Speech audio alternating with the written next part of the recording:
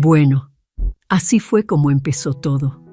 No con una explosión, sino con un simple pedazo de papel pegado en la puerta de mi departamento. Lo recuerdo con una claridad impresionante. Era un martes, ya tarde. Acababa de llegar a casa de mi rehabilitación, todavía moviéndome con algo de rigidez, a 3 meses de mi cirugía. El correo normalmente era pura basura, pero este sobre era grueso, de aspecto oficial, y tenía el logo del administrador del edificio. El corazón me empezó a latir con fuerza incluso antes de abrirlo. Aviso de desalojo. Las palabras me golpearon como una bofetada. Mi cheque de la renta había rebotado. Me quedé mirándolo, luego vi la fecha. Era de este mes. Mi renta siempre se pagaba como un relojito. Soy súper cuidadosa con mis finanzas. Siempre lo he sido. Mi fondo de emergencia era sólido. Mi cuenta de débito siempre tenía un buen colchón.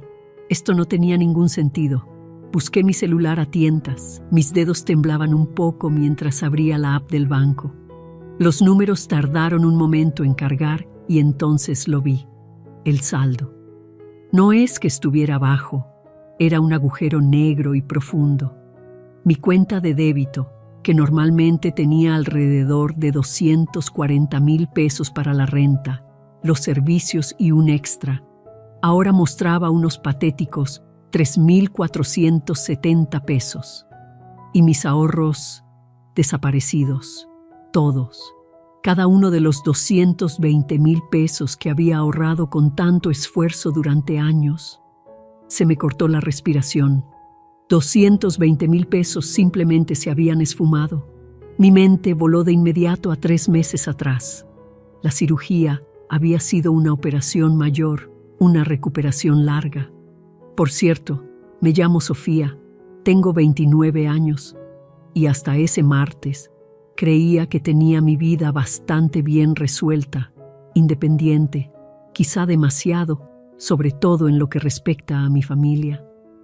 Pero después de la operación, estuve prácticamente en cama durante semanas. Mi mamá, Patricia, que entonces tenía 54 años, se había ofrecido a ayudar. Siempre ha sido del tipo mártir, la que sacrifica todo por sus hijos. Yo había dudado, pero no estaba en condiciones de discutir. Le había dado acceso limitado a mi tarjeta de débito y a la app del banco, estrictamente para el súper, medicinas y quizá alguna que otra comida a domicilio. Nada más. Se lo había dejado clarísimo. Solo lo indispensable para mantenerme viva, mamá. Bromeé débilmente desde mi cama de hospital. Ella sonrió, me dio una palmadita en la mano y me lo prometió. Ahora, mirando mi estado de cuenta, esa promesa se sentía como un puñetazo en el estómago. Revisé las transacciones, con la vista borrosa, retiros grandes, múltiples transferencias a cuentas desconocidas, cargos de lugares de los que nunca había oído hablar. Era un torbellino de números, cada uno una nueva puñalada. Le llamé a Patricia. Mi voz era tensa, forzada. Mamá, el cheque de la renta rebotó. ¿Qué pasó con mi dinero? Hubo una pausa al otro lado de la línea, demasiado larga. Luego su voz, suave y ensayada. Ay, Sofía, mi amor, no te preocupes por eso. Fue por la familia, una emergencia familiar. Estabas tan mal después de la cirugía. No quise agobiarte. ¿Una emergencia familiar? Repetí apretando más el teléfono. ¿Qué clase de emergencia cuesta 220,000 pesos? ¿Y por qué no me dijiste? Fue complicado, mi vida. Ya entenderás cuando tengas tu propio esposo y una familia que cuidar, dijo con un tono displicente, como si mi soltería de alguna manera invalidara mi derecho a mi propio dinero. Ya está todo arreglado, solo fue un pequeño contratiempo, luego hablamos de eso. Y así como si nada, cambió de tema, preguntándome por mi rehabilitación, cómo estaba durmiendo, la clásica maniobra de Patricia. Desviar el tema, aplicarte el gaslighting y luego cambiar al papel de madre abnegada. Terminé la llamada sintiéndome vacía, pero algo en su voz, esa calma ensayada, encendió todas mis alarmas. Volví a la app del banco, revisando más atrás, buscando cualquier cosa que no fueran compras del súper o medicinas. Y ahí estaba, una transacción que me revolvió el estómago. Spa Serenidad y Bienestar. Paquete VIP. Fechado 3 días después de mi operación. 3 días después de que me abrieran, me drogaran y apenas pudiera levantar la cabeza. Esto no era por el súper. Esto no era por una emergencia familiar. Esto era algo completamente diferente. Y yo iba a averiguar exactamente qué era. El aviso de desalojo y ese cargo del spa me dejaron tambaleando, pero no por mucho tiempo. Mi shock inicial se transformó rápidamente en una determinación fría y dura. No iba a quedarme sentada y dejar que la vaga excusa de Patricia sobre una emergencia familiar flotara en el aire. Necesitaba hechos. Y para obtener hechos, le llamé a Renata. Renata Herrera, de 31 años, ha sido mi mejor amiga desde la universidad. Y convenientemente, también es asesora financiera.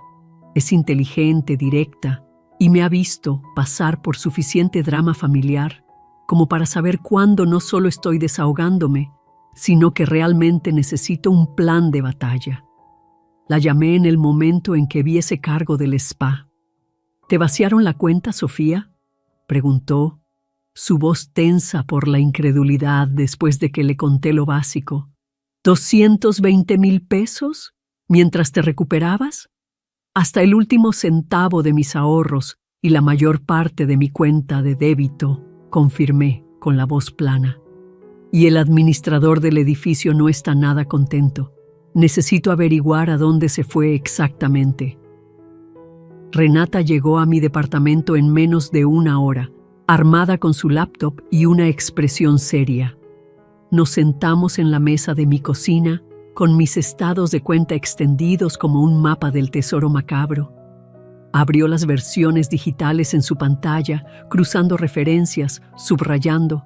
Ok, empecemos desde hace 3 meses, el día después de tu cirugía, dijo, sus dedos volando sobre el teclado.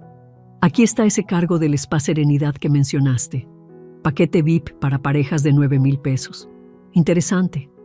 Se me revolvió el estómago. Un paquete para parejas.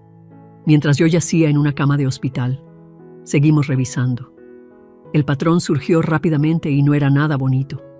Había grandes retiros de efectivo, sí, pero también una serie de compras directas. Un cargo de 4,000 pesos de muebles exclusivos, otro de 16,000 de la boutique nupcial Ensueño, múltiples cargos en restaurantes de lujo, boletos para conciertos, incluso una serie de viajes en Uber que terminaban en varios hoteles de lujo por toda la ciudad. Esto no era una emergencia familiar. Esto era una juerga de compras. «Espera», dijo Renata, señalando una transacción. «¿Quién es Emiliano Vargas? Hay varias transferencias a una cuenta a ese nombre y algunos pagos por SPAY». Se me heló la sangre. ¿Emiliano Vargas? Ese era el nuevo esposo de Jimena. Mi hermana menor, Jimena, de 26 años, acababa de casarse hacía unos meses. Su boda había sido un evento ridículamente lujoso, mucho más allá de lo que Emiliano, un gerente de marketing junior, podía permitirse, e incluso más allá de lo que Jimena, una instructora de yoga de medio tiempo, podía aportar. Patricia había sido muy vaga sobre cómo lo estaban financiando todo, solo decía que estaba echando la mano. Yo había estado demasiado concentrada en mi propia recuperación para prestar mucha atención. «Emiliano es el esposo de Jimena», le dije a Renata, mi voz apenas un susurro. Acaban de regresar de su luna de miel en Grecia. Los ojos de Renata se entrecerraron. «Grecia, ¿eh? Veamos. Ah, aquí está. Una transferencia de 60,000 pesos a la agencia de viajes de lujo 2 semanas antes de su boda y un cargo de 30,000 pesos para el Gran Hotel de Atenas, más o menos por las mismas fechas». Todo empezaba a encajar, formando una imagen asquerosamente clara. Mi dinero no se había ido a ninguna crisis. Se había ido a financiar el estilo de vida extravagante de mi hermana. Necesito ver a Jimena, decidí, empujando mi silla hacia atrás. No para confrontarla, solo para hablar. A ver qué dice. Al día siguiente, le llamé a Jimena. «Hola, hermana», dije, tratando de sonar casual. «No hemos platicado bien desde la boda. ¿Qué tal un café?» Aceptó, sonando genuinamente complacida. Nos vimos en un café de moda en el centro. Jimena, siempre dramática y con aires de princesa, irradiaba felicidad de recién casada. Inmediatamente se lanzó a un monólogo sobre su luna de miel.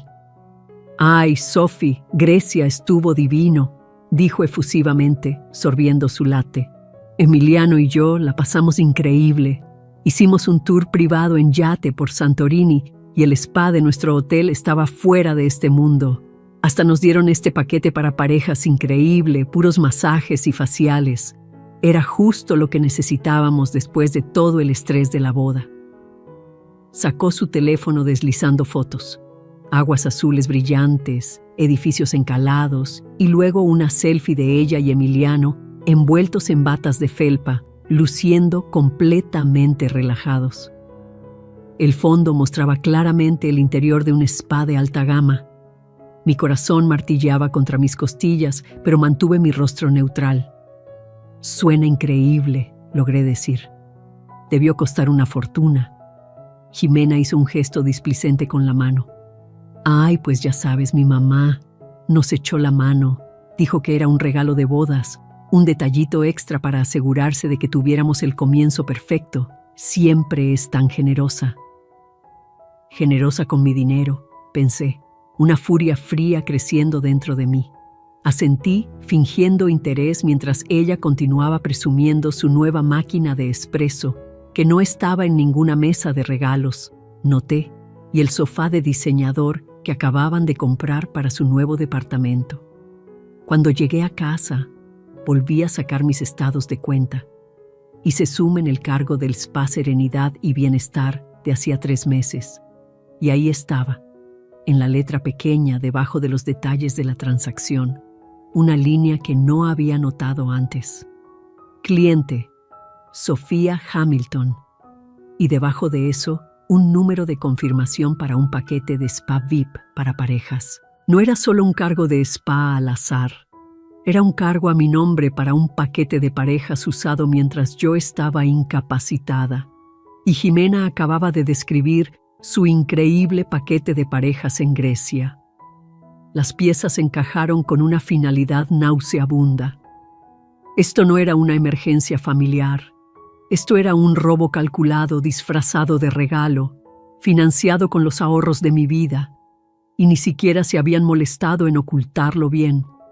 La rabia que sentí después de esa conversación con Jimena, después de ver mi propio nombre en ese recibo del spa, era una furia fría y silenciosa. No era del tipo que me hacía querer gritar o lanzar cosas. Era del tipo que me hacía querer sentarme, hacer una lista y desmantelar todo metódicamente. Pero primero necesitaba tantear el terreno con Patricia de nuevo. La llamé un par de días después, tratando de mantener mi voz ligera, casi confundida. «Hola mamá», empecé. Estaba revisando mis estados de cuenta, tratando de entender qué pasó con el cheque de la renta. Hay algunos cargos que no reconozco, como este de muebles exclusivos por 24,000 pesos y algunas transferencias a un tal Emiliano Vargas. Hubo un instante de silencio de su lado, luego su voz, goteando una preocupación fingida. «Ay, mi amor, no te preocupes por esas cosas. Como te dije, fue un asunto familiar, uno muy delicado. Estabas tan mal después de tu cirugía. Yo me encargué de todo por ti. Ya está todo solucionado. Pero mamá, es mi dinero», presioné, tratando de sonar genuinamente perpleja, no acusadora. «Y es mucho dinero. Solo necesito entender qué pasó. Estoy tratando de poner mis finanzas en orden». Ella suspiró, un sonido largo y sufrido que siempre significaba que estaba a punto de hacerse la mártir. Sofía, tienes 29 años, eres soltera, no tienes un esposo, una familia propia de la cual preocuparte. Ya entenderás cuando tengas tu propio esposo y responsabilidades de verdad. A veces, la familia tiene que ayudar a la familia y no siempre es conveniente. Hice lo que tenía que hacer por nosotros. ¿Por nosotros?, repetí, mi voz aún cuidadosamente neutral. ¿O por Jimena y Emiliano? Otro suspiro. Sinceramente, Sofía, estás siendo dramática. Ya te recuperaste, ¿no? El dinero ya no está. Sigamos adelante. No quiero hablar más de esto. Ya fue suficientemente estresante lidiar con ello mientras estabas enferma. La conversación terminó ahí, como siempre que Patricia no quería ser cuestionada. Su evasión era un muro de ladrillos, pero sus palabras confirmaron todo lo que sospechaba. Ya entenderás cuando tengas tu propio esposo. Era su clásica descalificación, diseñada para hacerme sentir inmadura y sola, y para justificar sus acciones insinuando que yo aún no tenía una familia de verdad. Pero sus palabras también solidificaron mi determinación. No iba a seguir adelante. Iba a documentar cada centavo. Compré una carpeta nueva, un paquete de separadores de colores y un paquete de hojas. Imprimí cada estado de cuenta, cada transacción de tarjeta de crédito de los últimos 6 meses. Resalté cada cargo sospechoso, cada retiro grande, cada transferencia a la cuenta de Emiliano. Los crucé con fechas, horas y notas de mis conversaciones con Patricia y Jimena. Tomé capturas de pantalla de las publicaciones de Jimena en redes sociales sobre su luna de miel, sus muebles nuevos, su máquina de espresso. Estaba construyendo un caso, no para una pelea a gritos, sino para una presentación de hechos silenciosa e irrefutable. Renata vino de nuevo unos días después, trayendo café y una perspectiva fresca. Me observó organizar metódicamente mi carpeta, con los separadores sobresaliendo por todos lados. «Te estás poniendo en modo detective, ¿verdad?», observó, con un toque de admiración en su voz. «Alguien tiene que hacerlo», murmuré, rodeando un cargo de una tienda de electrodomésticos de alta gama. Ni siquiera intentan ocultarlo. Es como si pensaran que soy demasiado tonta o estoy demasiado enferma para darme cuenta. Probablemente lo piensan, dijo Renata sombríamente. Patricia siempre ha sido buena para hacerte sentir que estás exagerando. Pero esto no es una exageración, Sophie. Esto es un robo. Y no es la primera vez que hace algo así, ¿o sí? Hice una pausa. ¿A qué te refieres? Bueno, ¿recuerdas cuando murió tu abuela materna? Digo, ella dejó ese fideicomiso, ¿no?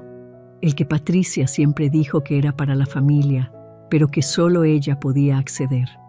Todavía estabas en la prepa, ¿verdad? Asentí lentamente. Mi abuela, la madre de Patricia, había fallecido cuando yo tenía 16 años. Siempre me había apoyado discretamente en mi educación. Recordaba a Patricia mencionar una pequeña herencia, pero siempre había sido muy hermética con los detalles, diciendo que estaba atorada o que era para necesidades familiares futuras. Sí, dije. Siempre dijo que era una cantidad pequeña y que ella la estaba administrando. ¿Por qué? Renata se inclinó hacia adelante. Bueno, a veces estas cosas no son tan sencillas como parecen, especialmente con la familia. Mi consejo, necesitas verificar el estatus legal de ese fideicomiso. Pero en serio, ¿quién es el fideicomisario real? ¿Quién tiene el poder legal? A veces la gente dice una cosa, pero los documentos legales dicen otra. Era una posibilidad remota, pero se sentía correcta. Otra vía que explorar, otra pieza del rompecabezas. Hice una nota en una página nueva de mi carpeta. Investigar fideicomiso de la abuela. A la mañana siguiente, hice algunas llamadas. Me tomó algunos intentos navegar por sistemas automatizados y explicar mi relación con la fallecida. Finalmente, Logré hablar con un asistente legal en el despacho de abogados que había manejado el testamento de mi abuela. Les di el nombre completo de mi abuela, su fecha de fallecimiento, y expliqué que era su nieta, tratando de entender los detalles del fideicomiso. El asistente legal fue servicial, aunque un poco sorprendido por mi consulta. Buscó el archivo. Sí, señorita Hamilton. Su abuela, que en paz descanse, fue muy específica. Estableció un fideicomiso para la educación y el futuro de sus nietos. Debía ser administrado por un fideicomisario hasta que los beneficiarios alcanzaran cierta edad o para fines específicos.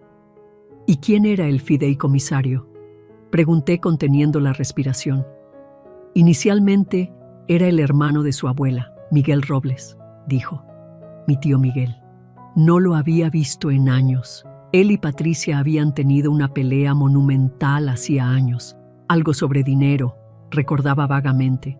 Pero él renunció por razones personales poco después de que se ejecutara el testamento. El poder legal entonces se transfirió a la beneficiaria principal, que según los documentos es usted, Sofía Hamilton, al cumplir los 25 años. Mi mano se congeló en el aire cuando estaba a punto de escribir algo. Un momento, yo tengo el poder legal. Sí, señorita Hamilton. Desde su cumpleaños número 25, usted ha tenido el control legal total sobre el fondo. ¿No recibió las cartas de notificación? ¿Las cartas de notificación?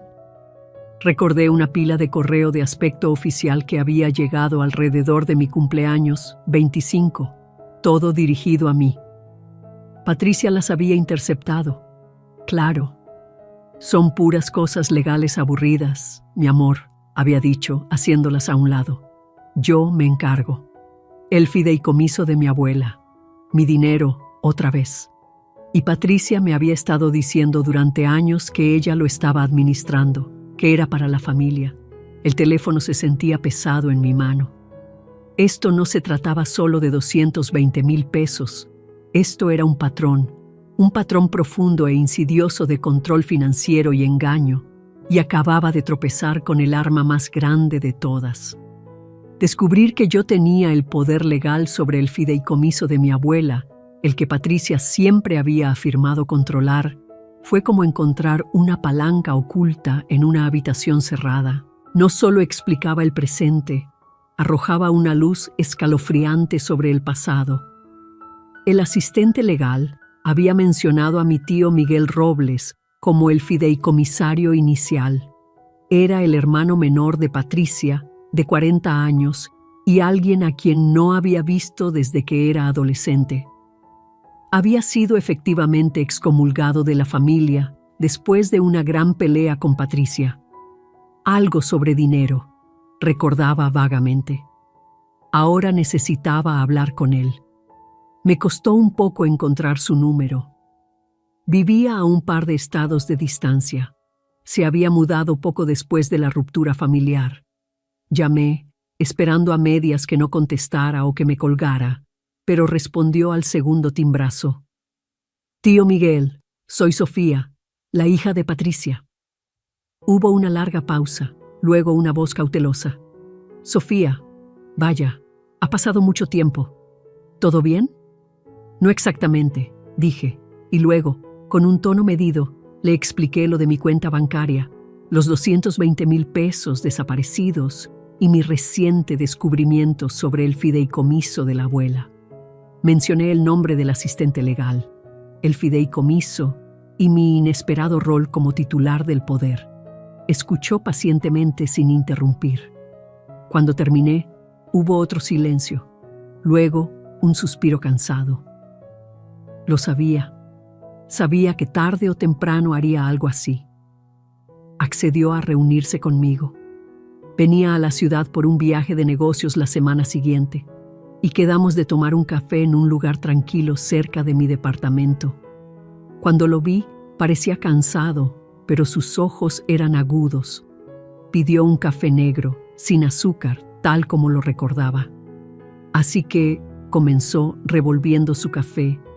Descubriste lo del fideicomiso. Tu abuela era una mujer inteligente, conocía a Patricia, por eso me puso a mí como fideicomisario inicial y luego a ti cuando cumplieras la mayoría de edad.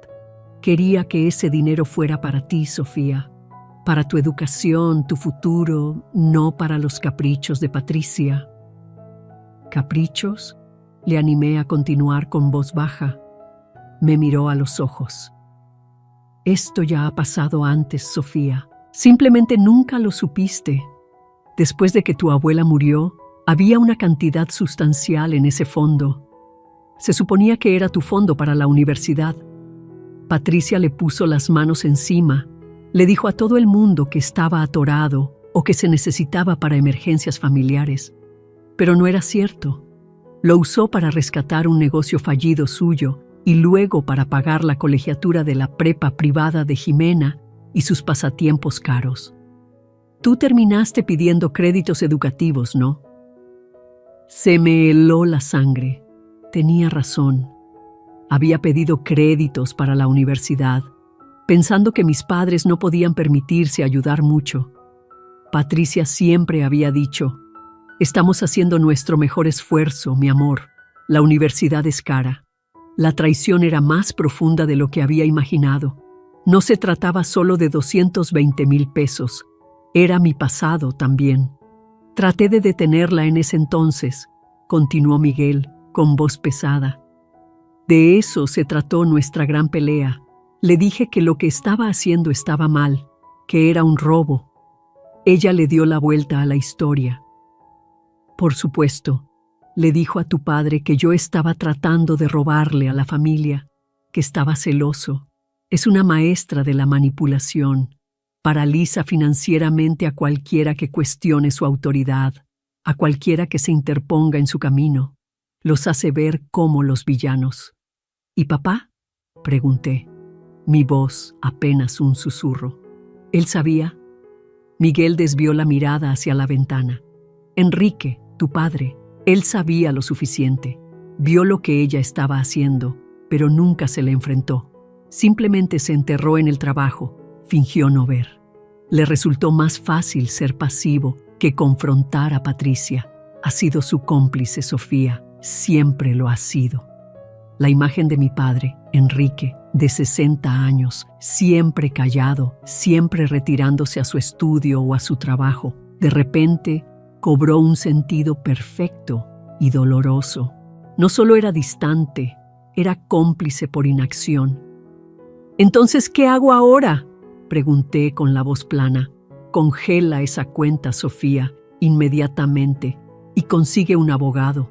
No dejes que toque un centavo más de lo que es tuyo por derecho». No necesité que me lo dijeran 2 veces. Tan pronto como llegué a casa, volví a llamar al despacho de abogados. Expliqué la situación, mi voz firme, a pesar de la agitación interna. Les dije que quería ejercer mi poder legal total para revisar todas las transacciones y congelar la cuenta de inmediato, pendiente de una investigación más a fondo. Confirmaron que podían hacerlo y comenzaron el proceso. Mientras estaba al teléfono con el despacho, también inicié un reporte formal de fraude con mi banco con respecto a los 220,000 pesos de mis cuentas personales. Tenía todas las impresiones, las fechas, los nombres. Era un caso claro de acceso no autorizado y robo. Mientras el asistente legal confirmaba el congelamiento de la cuenta del fideicomiso, mencionó algo que me heló la sangre. «Ah, y señorita Hamilton», dijo, casi como una ocurrencia tardía. «Recibimos una solicitud para cambiar la dirección de envío de los estados de cuenta a una nueva dirección en la ciudad. Se presentó hace unas 3 semanas, pero aún no la habíamos procesado, a la espera de su confirmación como titular del poder». «¿Cuál era la dirección?», pregunté con la voz tensa. La leyó en voz alta. Era la nueva dirección de Jimena y Emiliano, la que Jimena había presumido, la del sofá de diseñador. Hacía menos de un mes, Patricia no solo había robado mis ahorros, Había estado intentando activamente tomar el control de mi herencia también, probablemente para seguir financiando la nueva vida de Jimena. Era implacable. Pero ahora yo tenía los hechos y tenía el poder. El descubrimiento de que Patricia había intentado desviar mi fideicomiso a la dirección de Jimena fue la pieza final del rompecabezas. No se trataba solo de los 220,000 pesos. Se trataba de toda una vida de manipulación, un patrón de abuso financiero que no había sido controlado. Mi ira se endureció en algo frío y preciso. No me interesaba gritar, me interesaban las consecuencias. Lo primero que hice fue volver a llamar al departamento de fraudes de mi banco, esta vez con un informe más detallado. Mencioné la actividad entre cuentas, las transferencias a la cuenta de Emiliano Vargas y el uso no autorizado de mi tarjeta de débito. También les di un soplo anónimo sobre el intento de cambio de dirección en la cuenta del fideicomiso, dándoles suficiente información para conectar los puntos sin implicarme directamente en los detalles legales del fideicomiso todavía. Quería que vieran un patrón de actividad financiera sospechosa que se originaba en la esfera de Patricia. Mi departamento se convirtió en un cuarto de guerra. Imprimí cada transacción, cada correo electrónico, cada mensaje de texto que insinuara la verdad. Compré más separadores de colores, un nuevo juego de marcatextos. Cada pieza de evidencia fue meticulosamente organizada. Estados de cuenta, facturas de tarjetas de crédito, capturas de pantalla de las publicaciones de Jimena en redes sociales, incluso una foto del aviso de desalojo. Las clasifiqué por tipo de gasto, viajes, muebles, restaurantes, spa y luego por destinatario. La carpeta para el lujoso estilo de vida de Jimena y Emiliano era la más gruesa. Renata vino de nuevo, trayendo comida para llevar y una tranquila sensación de apoyo. Me observó trabajar con expresión sombría. «Realmente vas con todo, ¿no?», dijo, señalando las pilas de papel.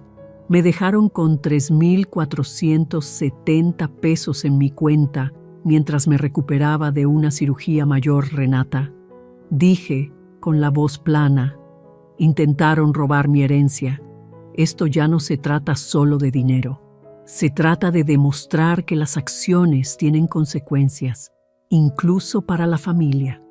Pasé horas, días, revisando meticulosamente todo. Las fechas, las cantidades, las descripciones. Encontré un cargo por una máquina de espresso de alta gama de una tienda especializada, fechado una semana después de que Jimena presumiera la suya. Encontré recibos de ropa de diseñador, de cenas caras, todo etiquetado con el número de mi tarjeta. La retroalimentación de Jimena y Patricia era casi cómica en su inconsciencia. Jimena seguía publicando en Instagram, presumiendo con falsa humildad sus nuevos esenciales para el hogar, incluyendo una foto de la elegante máquina de espresso plateada que ahora sabía que fue comprada con mi dinero. Patricia, mientras tanto, publicaba vagas actualizaciones de tipo mártir en Facebook sobre los sacrificios familiares y hacer lo mejor por tus hijos, incluso cuando es difícil. Era todo tan transparente, tan exasperante. Sabía que no podía simplemente enviarles una carta de un abogado. Patricia le daría la vuelta, me aplicaría el gaslight, se haría la víctima. Jimena haría un berrinche. Mi padre, Enrique, se retiraría aún más. No, esto necesitaba ser entregado personalmente, con pruebas innegables. Decidí organizar un almuerzo familiar, una reunión dominical como en los viejos tiempos. Llamé a Patricia. «Hola, mamá», dije, tratando de sonar como si estuviera superándolo, dejando el pasado atrás. Estaba pensando que ha pasado un tiempo desde que tuvimos una comida familiar en condiciones. ¿Qué tal el domingo? Yo invito. Sonaba encantada, completamente ajena. Ay, Sofía, mi vida, es una idea maravillosa, justo lo que necesitamos. Le diré a Jimena y a Emiliano. Tu padre estará encantado. Mi padre, Enrique, tenía 60 años ahora, todavía distante, todavía evitando el conflicto. Me preguntaba si finalmente me miraría a los ojos cuando saliera la verdad. Seguí trabajando, refinando mi presentación. No solo quería mostrarles los cargos, quería mostrarles el patrón, la audacia, el puro desprecio por mi bienestar. La última transacción de tarjeta de crédito que encontré fue un depósito a la billetera de criptomonedas de Emiliano, 14,000 pesos. Estaba fechado solo unos días antes de que encontrara el aviso de desalojo.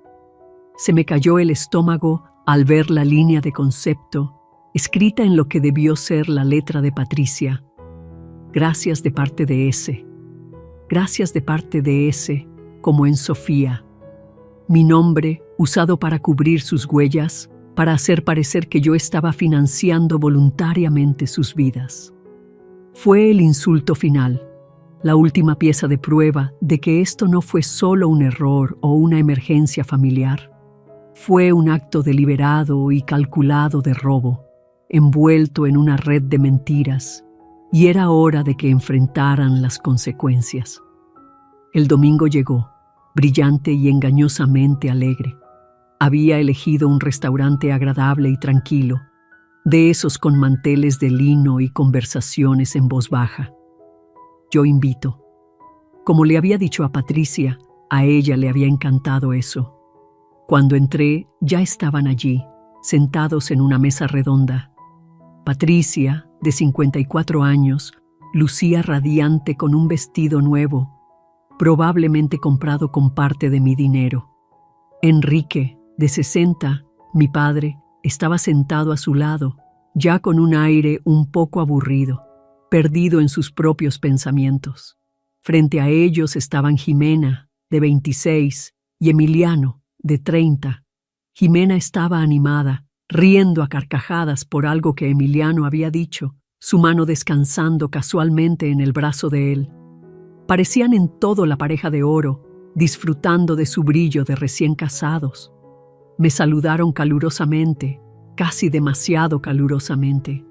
Patricia me dio un abrazo, un poco demasiado apretado, un poco demasiado largo. Sofía, mi vida, qué bueno que pudiste venir. Ha pasado demasiado tiempo desde que tuvimos una comida familiar en condiciones. Así es, acepté, mi voz tranquila, plana. Tomé el asiento vacío frente a Jimena, colocando mi gran bolso de mano cuidadosamente en el suelo junto a mi silla. Adentro, ordenados y con separadores, estaban meses de mi vida, meticulosamente documentados. Pedimos bebidas. Patricia se lanzó a una historia sobre un nuevo vecino. Jimena interrumpió con anécdotas sobre sus clases de yoga. Emiliano intervino con un comentario encantador e irrelevante sobre las tendencias de las criptomonedas. Enrique asentía, gruñendo ocasionalmente. Era la dinámica familiar de siempre, una cacofonía de charla egocéntrica que normalmente ignoraba.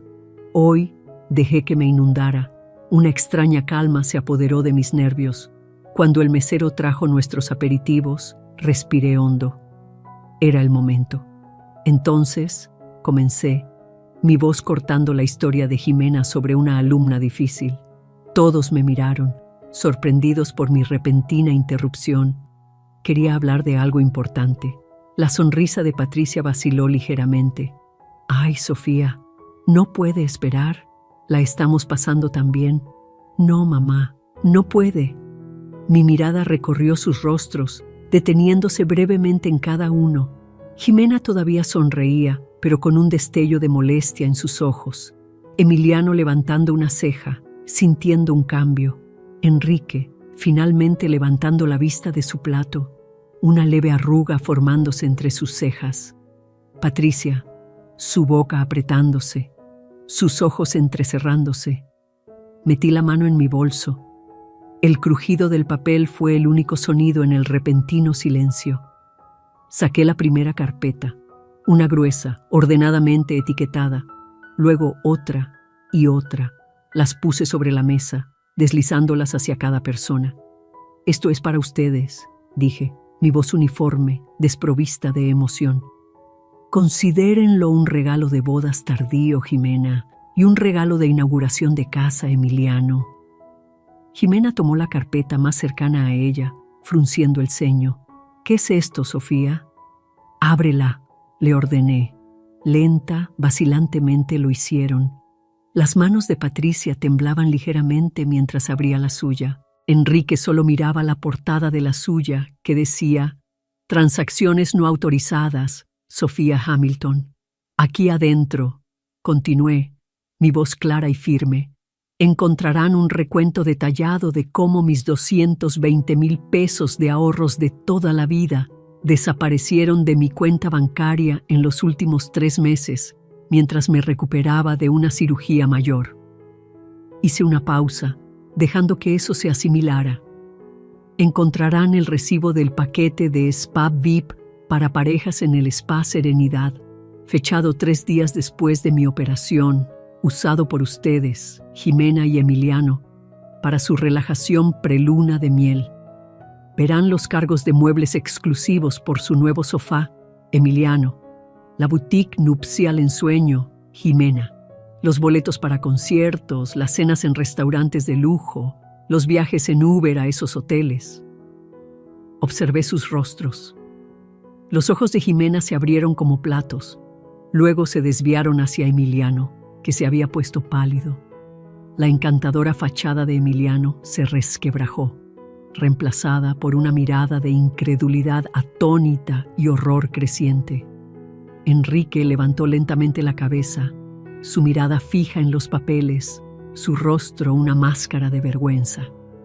Y las transferencias a la billetera de criptomonedas de Emiliano, añadí, mi voz cortando el silencio como un cuchillo. 14,000 pesos con la línea de concepto. Gracias de parte de ese. Un buen toque, mamá, muy sutil. El rostro de Patricia estaba ceniciento, sus labios apretados en una delgada línea blanca. Parecía que había visto un fantasma. Esto, dije, señalando las carpetas, es de donde salió su lujosa luna de miel, sus días de spa, esa pantalla plana, esa máquina de espresso de la que presumiste, Jimena. Ese regalo de parte de ese, que no fue un regalo en absoluto. La sala quedó en un silencio absoluto. El suave tintineo de los cubiertos de otras mesas parecía imposiblemente fuerte. Jimena finalmente encontró su voz, un susurro estrangulado. ¿Qué? ¿Qué es esto? Esto no... Mamá, ¿de qué está hablando? Patricia no podía hablar, solo me miraba fijamente, con los ojos muy abiertos, una mirada desesperada y acorralada en ellos. He levantado denuncias de fraude bancario, declaré, mi voz inquebrantable. He congelado el fideicomiso que la abuela me dejó a mí. El que intentaste desviar a la dirección de Jimena el mes pasado, mamá. He presentado una denuncia ante la policía por robo y uso no autorizado de mis cuentas financieras. La ley se encargará de esto a partir de ahora. Empujé mi silla hacia atrás. El raspón sonó fuerte en el silencioso restaurante. Me puse de pie, mirándolos desde arriba. Patricia finalmente logró hablar, su voz temblorosa, un sonido crudo y herido. «Sofía», dijo entrecortadamente, las lágrimas brotando de sus ojos. «¿Cómo pudiste hacernos esto?» La miré a los ojos, los míos fríos y claros. «Exactamente lo que ustedes me hicieron a mí». El silencio en el restaurante después de que dejé caer esas carpetas sobre la mesa se sintió como algo físico. Me siguió hasta la puerta, a la calle y hasta mi departamento. No miré hacia atrás. No lo necesitaba. Sabía que la bomba había estallado. Las consecuencias comenzaron casi de inmediato. Un goteo lento y agonizante de su desesperación. Jimena, fiel a su estilo, fue directamente a las redes sociales. A las pocas horas del almuerzo, publicó una historia críptica en Instagram, una pantalla negra con texto blanco que decía: «La traición viene en traje, no solo de enemigos, a veces es la familia». No me etiquetó, por supuesto, pero estaba claramente dirigida. Era la clásica Jimena, dramática, vaga y diseñada para provocar simpatía sin asumir nunca la responsabilidad. Mi teléfono vibró con mensajes de conocidos en común preguntando si todo estaba bien, si Jimena estaba teniendo una crisis. Los ignoré a todos. Patricia, por otro lado, optó por el asalto directo. Mi teléfono empezó a sonar antes de que hubiera terminado de guardar mi carpeta. Llamada tras llamada, mensaje tras mensaje, los dejé todos ir al buzón de voz. Sus mensajes escalaron de una preocupación fingida a una indignación herida y luego a una rabia abierta.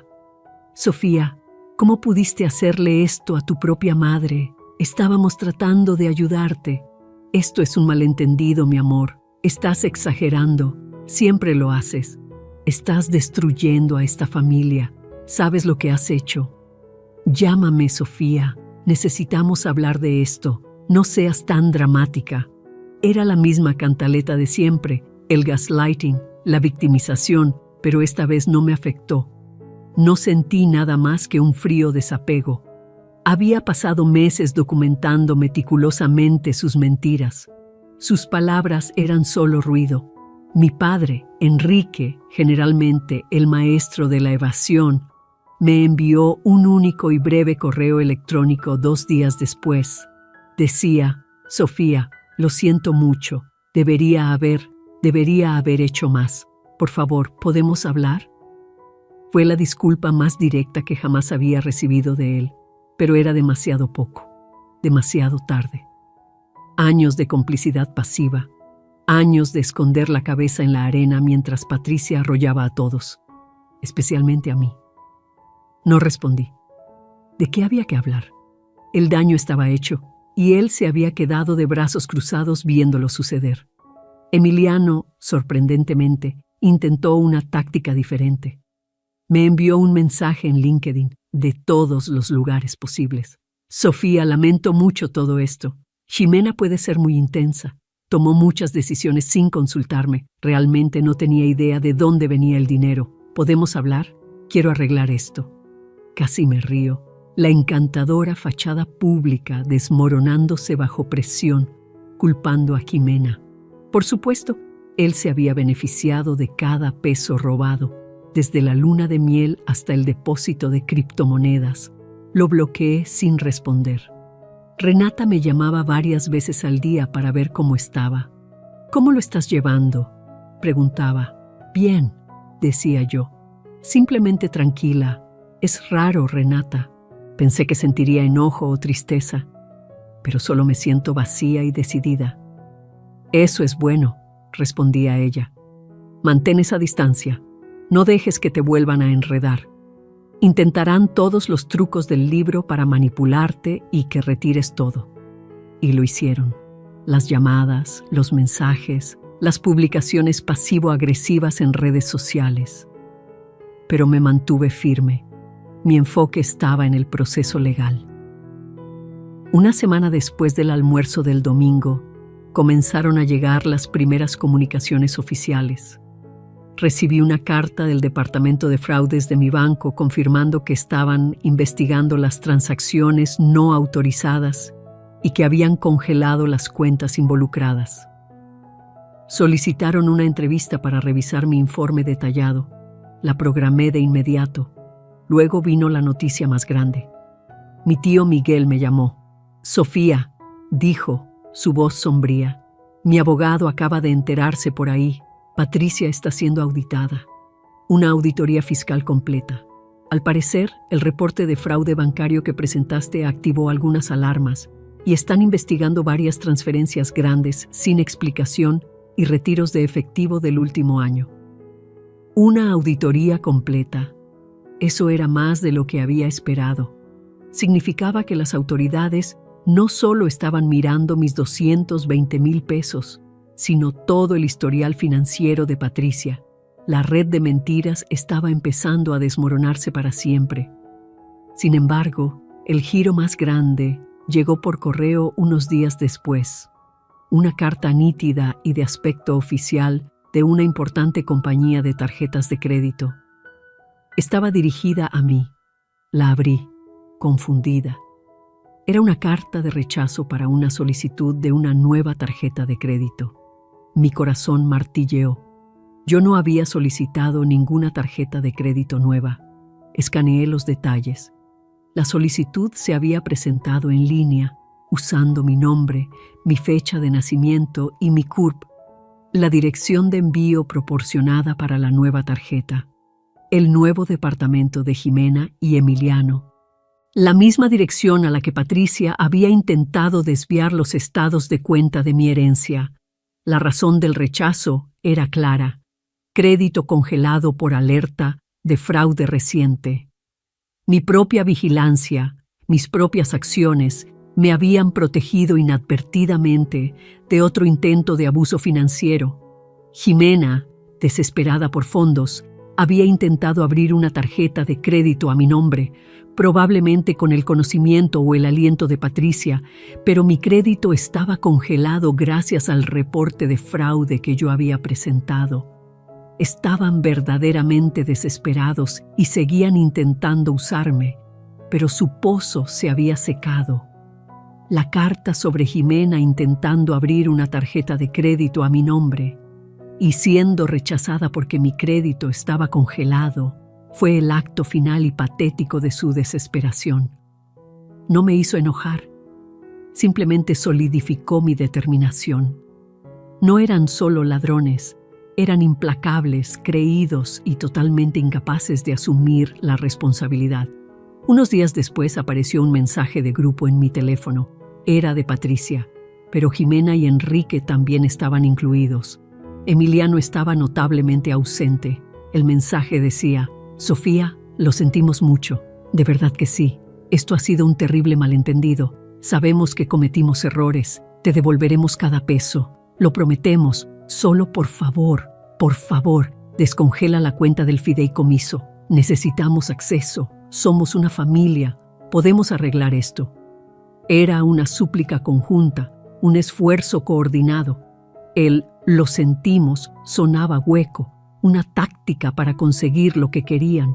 No sentían lo que habían hecho, sentían haber sido descubiertos y sentían las consecuencias, y todavía pensaban que podían manipularme con la idea de la familia. No respondí, ni por un día, ni por dos. Dejé su mensaje ahí, sin leer, un testamento de su poder menguante. Seguí con mi vida. Pagué mi renta, ahora que mis finanzas estaban de nuevo en orden. Fui a rehabilitación. Trabajé. La quietud de mi departamento, que antes era una señal de mi aislamiento, ahora se sentía como un santuario. Al tercer día, redacté mi respuesta. La escribí lentamente, con cuidado, cada palabra elegida con precisión. No usé ningún lenguaje emocional, sin ira, sin acusaciones, solo hechos. A Patricia, Jimena y Enrique escribí: «He recibido su mensaje. No hay ningún malentendido. Los hechos son claros y ahora están en manos de las autoridades. Las denuncias de fraude bancario y el reporte policial seguirán su curso según lo presentado. La cuenta del fideicomiso permanecerá congelada y bajo mi control legal. Me retiro formalmente de esta familia. Esperen procedimientos legales completos con respecto a la recuperación de los fondos robados y cualquier otra actividad financiera no autorizada. No vuelvan a contactarme». Le di a enviar. No hubo vacilación ni dudas, solo un clic silencioso. Mi teléfono no sonó después de eso. El chat de grupo permaneció en silencio. El constante bombardeo de llamadas y mensajes de Patricia se detuvo. El Instagram de Jimena se volvió privado. El silencio fue absoluto. Caminé por mi departamento. Una sensación de ligereza se apoderó de mí. La carpeta, que una vez fue un símbolo de mi dolor y mi ira, ahora estaba ordenada en mi estante. Un testamento de mi meticulosidad, de mi resolución. Ya no era una carga, era una prueba. Pensé en los años de manipulación de Patricia, en la arrogancia de Jimena, en la complicidad de Enrique, en la forma en que siempre me habían tratado como una idea de último momento, como un recurso para ser explotado. Pensé en los 220,000 pesos y en el fideicomiso y en los créditos universitarios que había pedido porque mi propia madre me había robado mi futuro. Pero no lo pensaba con rabia o amargura. Lo pensaba con un profundo sentido de cierre. No estaba sola, estaba libre. Libre de la ansiedad constante de sus demandas, libre del insidioso gaslighting, libre de la expectativa de que siempre sería yo la que daría, la que perdonaría, la que olvidaría. La gente siempre dice que la venganza te deja un vacío. Es que nunca han estado así de llenos de pruebas. Fin de la historia.